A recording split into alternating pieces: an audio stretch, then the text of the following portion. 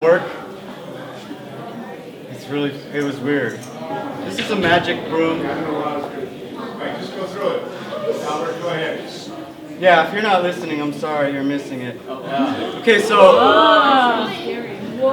some search for love between stained sheets, while others search for death as though it's hidden between the sheets of their shredded wrists. Now I'm forced to resist the temptation to tell you that there are some times I kiss past roach tips more than I do my own kid's lips. I can't recall the last time I put my arms around the facade of my functioning family, and when I realized this, I just hit it again and again until the swerve of smoke spit reminds me of another woman's grinding hips. She's a replacement for an old addiction, a substitution, a new solution, and I'm not advocating prostitution, but it cost me a pretty penny to lure this lovely black girl, painted white face, playing the angel, wearing a rubber band armlet, holding heaven in a drooling needle to this place right here beside me. She's too high to reach. Behind me, I hear Morrison sing.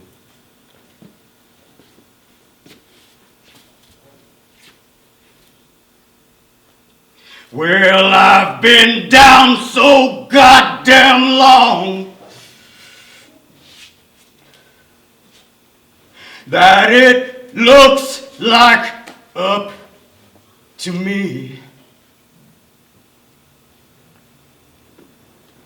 And I know exactly what he means.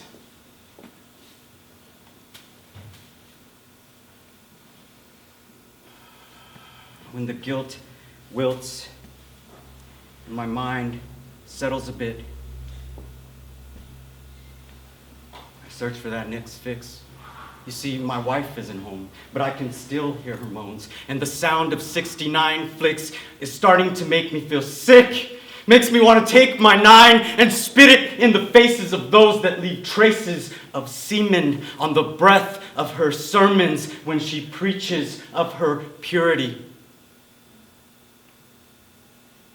I've come so far. I've traveled so long. I'm afraid my heart is going to blow out, if I really have one.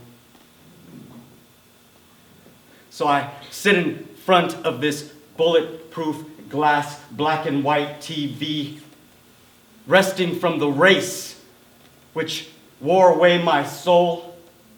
And I'm hoping Mr. Reverend so-and-so will take the time to save a soul like me. Can I get an amen? Amen. No! Amens aren't free. Salvation costs too much money, and I'm not buying it. I've run away like another illegitimate prodigal son, chased the white rabbit into his hole. I carry his paw in my pocket, but all it's brought is bad luck.